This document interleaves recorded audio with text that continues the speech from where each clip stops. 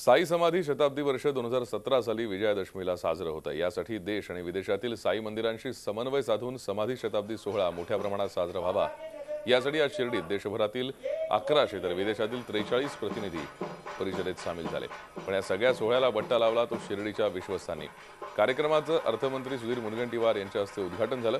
अर्थमंत्र्यांचं भाषण संपल्यानंतर ते प्रसार माध्यमांशी बोलत असताना साईबाबा संस्थानचे विश्वस्त प्रताप भोसले यांनी मुनगंटीवार यांना थांबवत बाहेर जाऊन बोला असं सांगितलं। अर्थमंत्र्यांची पत्रकार परिषद बंद पाडत शिर्डीच्या विश्वस्तांची मुजोरी समोर आली।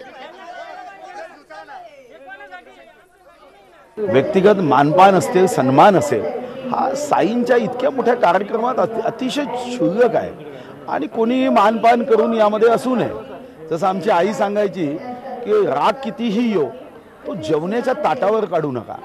तुमच्या मनात राग कितीही येऊ तो तुम्ही समाधी शताब्दी समारोहावर काढता कामा नये।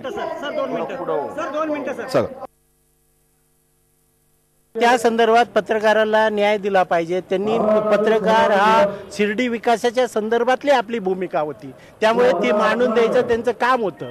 ती चुकीचं झालेलं आहे, त्याबद्दल दिलगिरी व्यक्त करतो। झी 24 तास रहा एक पाऊल पुढे।